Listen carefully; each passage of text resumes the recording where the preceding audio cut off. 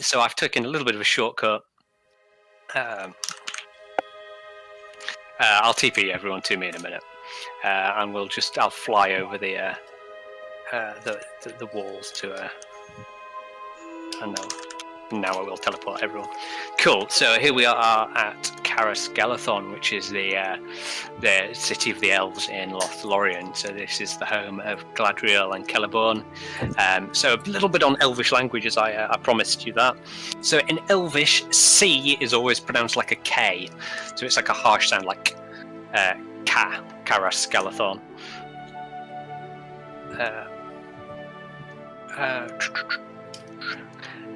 Same with DH, it's pronounced as a soft th sound. So it's that's a little bit of Elvish for you. So because I know Tolkien, being Tolkien, obviously did ancient English and stuff, and Welsh, etc.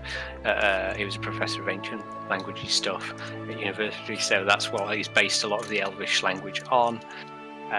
Which is quite cool. So it's a little bit of pronunciation for you.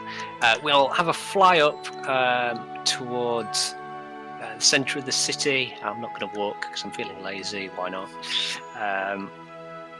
So it's quite cool. If you do /p time night, so I'll put that in chat.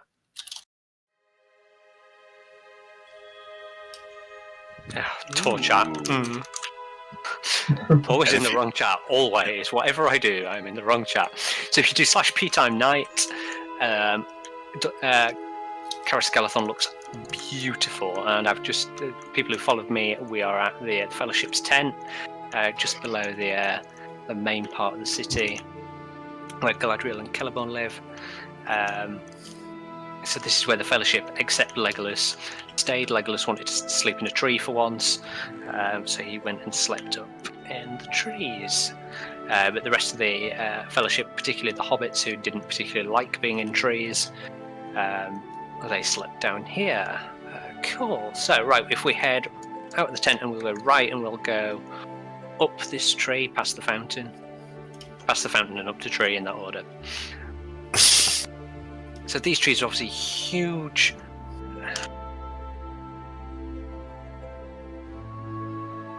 I believe they're some of the older builds on the server, obviously long before my time. But I still think they look pretty cool, to be honest. And then if we come up to the top, this is the this is the Chamber of Celeborn, which is who's Lord of Lothlórien. Although we certainly in the films we get more of the impression that Galadriel is more of the power here. She's certainly the one who wields. Let me get this right. I always get this wrong. Nenya. One of it's Nenya, isn't it? I always want to say Naya, and it's the ring of Naya's the Ring of Fire, and it's like, no, it's not that one. So Galadriel wields one of the 3 elven rings here, which is quite cool. But obviously, most people don't know that. She reveals the ring to Frodo because he's a ring bearer, and Sam can't quite see it. It just looks like it's a star between her fingers. So there's obviously some sort of magical stuff going on there. Which is quite cool. So that's Lothlórien. That's a bit of a geography here. So it's a forest. So I didn't include forests on my last tour. Where should we go next? Let's go to.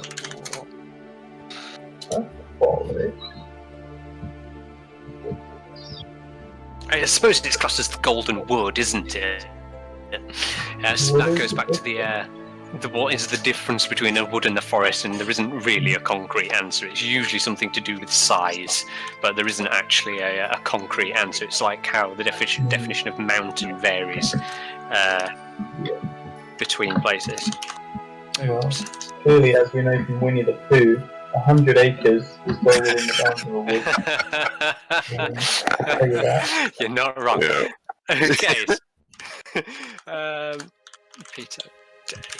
Okay, so I've brought you to Amon Hen, which is the seat of. Post in chat, what is it the seat of? It means something. Seeing. It is the seat of seeing. A seat of Muppets. You're probably not wrong. I like that answer, Badger. I'm pinching that. A seat of Muppets. So this is Amon Hen. If you sit on the seat, you will see many things. Whoa! Only Whoa! one thing. Everybody's Mostly disappearing. one thing. Mostly one thing. With your eyes. And one eye will see you. So yeah, that's Amon Hen. Obviously, across the way, if we fly a little bit over to the other side of the lake, which is Lake Nenhithwel, which is just downstream of the Agonath, which is the Pillar of Kings. We have Amon Lor, which is less known but is the seat of hearing. So a little bit of lore for you there. But the cool bit here is, obviously, in terms of geography, is the waterfall, which is called Rauras. I'm not going to go to Agonath this time, Jar, because I kind of went last time. I will, obviously, when I run this geography tour, I'll try and vary it. So in future ones, I'll probably pop it back in. So the cool bit here is obviously Rauras, which is the waterfall, the double waterfall, because this bit in the middle called Brandia, this big spiky bit of rock, splits the lake as it sort of falls over the ridge, and the waterfall obviously falls below. Obviously, this is a bit that's a work in progress because the water just doesn't evaporate at the bottom. So this is work in progress. Did I remember you saying on your last tour that no one had ever, in the book, nobody had ever been to the top of Brandia? Nobody had been on it at all. At all? Yeah, so Brandia, supposedly nobody had been to the top, been on it at all, because the swift water either side of it prevented anybody from docking. Though, as we proved on the last tour, you can walk to the top. As the last tour, we had a bit of a race to the top. Has everyone made it to the top? We should do a screening here. We should. I haven't quite got. I'll do it across that way. So I'll do it with facing Amon Hen, because then I've got kind of a sunrise in the background. So if I do, it's F5, isn't it? Yes. Oh, why am I wearing armor? Why am I always wearing armor and I never noticed? Oh, I'm wearing water on my legs. Wearing water. Yeah. Okay. Everyone, smile. Okay, there's a screenshot. Cheers, guys. People wanted rivers, so we'll just fly down to the bottom and have a look at the Endwash Delta, because it's quite an unusual bit of geography. So feel free to jump off the waterfall, you will survive. Is that your diplomatic way of saying wrong? Yeah, maybe. So if you jump off the waterfall and just sort of head down the now empty channel, there will be a resource pack change here, somewhere near here, I think. Yep, there we go. If you get lost, I will teleport you to me. Excuse me. I will try and expire quite quietly next time. Cool, so I'll teleport people in a minute if you don't quite manage to get here. But cool, this is the Endwash Delta. So this is the River Endwash, and it's where it enters into the Anduin. So obviously the Anduin flows into the lake, falls over the cliffs as Rauras, the waterfall, and then carries on towards MCMiddleearth and the sea. Well, more Osgiliath than the sea. And this is the Endwash. So this is the river that flows from Fangorn. So, excuse me, it flows all the way through Rohan. And then it does this weird thing here, where it turns into a delta. So some of you might be familiar with what deltas are, but for those of you who aren't, a delta is where a river splits into lots of little bits, usually as it enters the sea. But we're obviously, if you look at /helper map, we are in the very middle of the land here. In fact, we're pretty far from the sea. So it's kind of odd that Tolkien put this here. Ooh, alluvial fan. Someone knows geography. I like it. Yes. So deltas and alluvial fans kind of go hand in hand. So alluvial fans are usually, alluvium is basically the stuff rivers drop. So all the sand, the mud, that sort of stuff. Occasionally, Boromir, that sort of thing. Oh, too soon. Too soon, eh? So no, this isn't finished, Jar. So I think Darky's leading this project. He did a job a while ago, and I joined in a little bit, and we had a bit of a chat about inland deltas and how they were weird. But obviously this is lore accurate, because this is what Tolkien put on the map. So for it to be physically accurate, you'd need it to be a kind of bowl shape, except where it enters the Anduin, to allow the water to spread out. So yeah, it's a little bit of a weird one. But yeah, obviously this will all get sort of vegetated and stuff, which will be quite cool eventually. So yeah, that's the Endwash Delta. It's a bit of an odd one, but it is lore accurate. So yeah. Right, we are going to head to another location.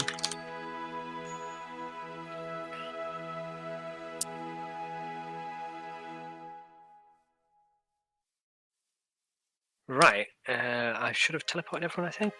Yeah. Mhm. If you've randomly... no, that's fine. Never mind. Yeah, so I have brought you to the Andhras Peninsula. So Ginger wanted a screenshot, but this happens to also be one of my favourite locations in Middle-earth, because the terraining is insane. It's that good. Everyone stay where? What? There. There, where is there? There is relative. Everyone stay where we are. Yeah, I Oh, is think Yarno trying to get a screenshot? I don't know. I'm guessing so. And if you don't, you're going to have to put your hands up, I'm afraid. Jar isn't afraid to use violence. Doing funny ears behind it. You look like an idiot.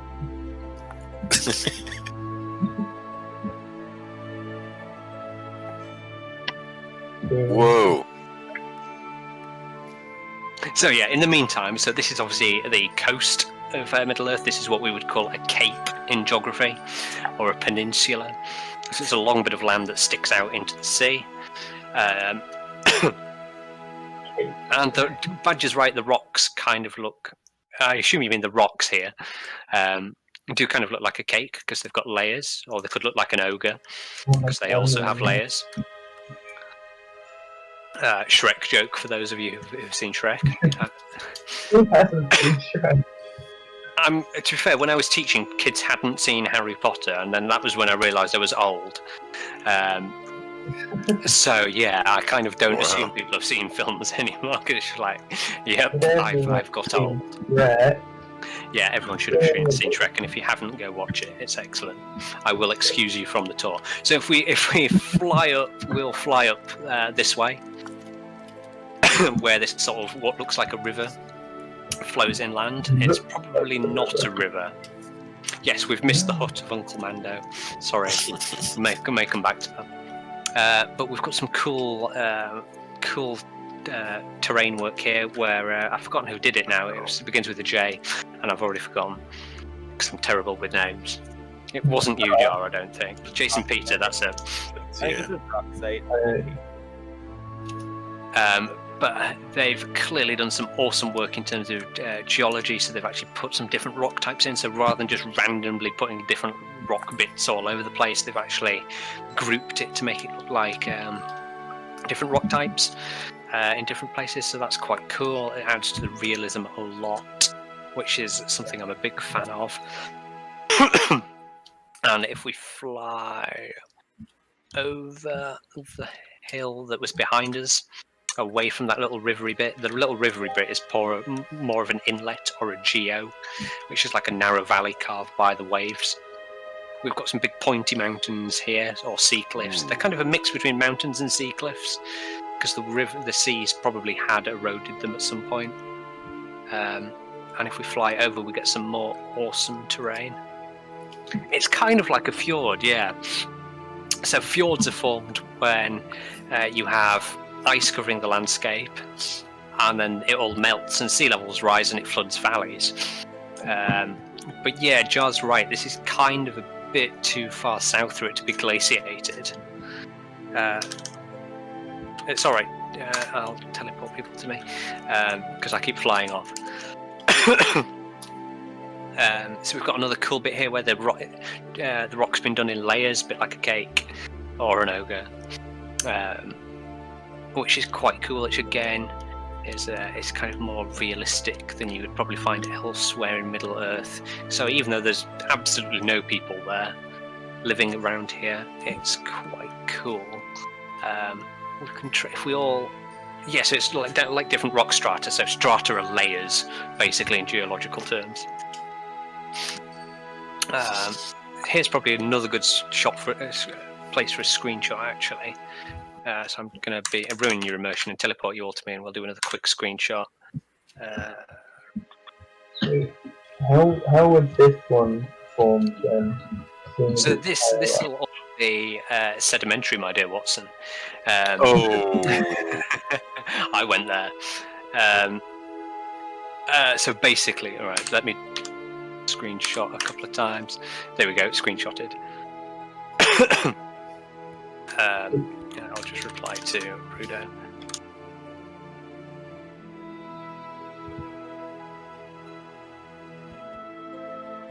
But yeah, sorry, this would be formed by sedimentary stuff. So basically, in the sea, sand and mud and stuff settles out at the bottom, and then over thousands, if not millions of years, it gradually becomes rock as more stuff lands on top of it and squashes it and makes it form rock. So if you think about chalk is just dead sea creatures, basically. Yeah. So whenever you see the White Cliffs of Dover, it's just lots of dead things.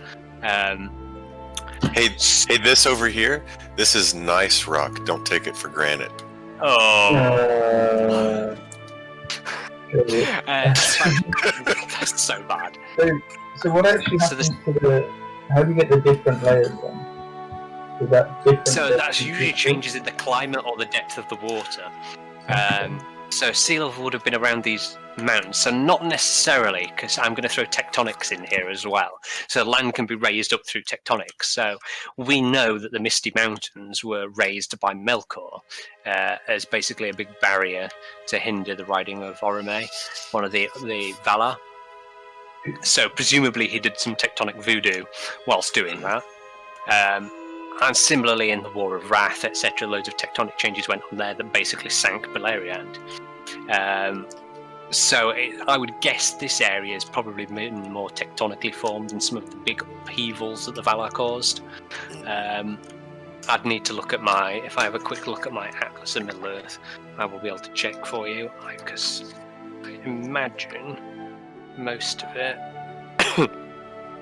is probably not even shown on the first age maps in there, because everybody's more interested in Beleriand. Yeah, I'm not sure that it's shown, but I imagine tectonic changes certainly would have formed this bit, as well as the whole sedimentation beforehand, in the long, long distant past. Cool. I'm probably going to finish here, so any questions? The valley in between them. Yeah. Is that going to be formed in the same way as that other inlet was, and then the seals moved, or the land's gone up, or something? Or is it it's probably more that there was a fault or weakness at this particular point that's allowed it to be eroded more easily. So where you tend to get these bits, there tends to be like a big crack that the waves can exploit, so they'll erode faster. Or it's entirely possible that there was a big band of rock here that was just a lot softer than the others and was eroded a lot faster. So that's what's called differential erosion, because different bits erode faster than other bits. What sort of strata would we find fossils? So anything that's basically been in the sea, you can get fossils in, but it's got to have been old enough to allow it to actually form the fossils. There had to be stuff living there to start with. And so it's generally sort of the grey coloured stuff, so like mudstones and siltstones, rather than stuff like chalk, that sort of stuff. Chalk, you tend to only get the shells and stuff, that sort of thing. Whereas if you think about like the Jurassic cliffs on the south of England, they're more sort of grey coloured. So sandstones you don't get fossils in because they're formed more in desert conditions. Any other questions? I'm not sure Keenan is in the tour, guys. I'm not sure he was, because he kept requesting to teleport to me. Yeah, I meant to put that in local chat. But yeah, if there's no more questions, thank you very much for coming on the tour. I am planning a rated rivers tour, see which the best river in Middle-earth is. So I hope you've all enjoyed, and I will catch you around soon. That's right, let's see. Tour stop. Have I typed this right this time? Yes. I always do tour end. And she's like, no, it's not that. So you didn't do the river tour yet? No, I haven't done one yet. I haven't planned it. I need to go to some more rivers. Cool. I will look out for that. It should be fun. Dinner time. Right, bye guys. See ya. Cheerio, everyone. Thank you, Stephen. Enjoyed. Yeah. Yeah, thank you very much for coming.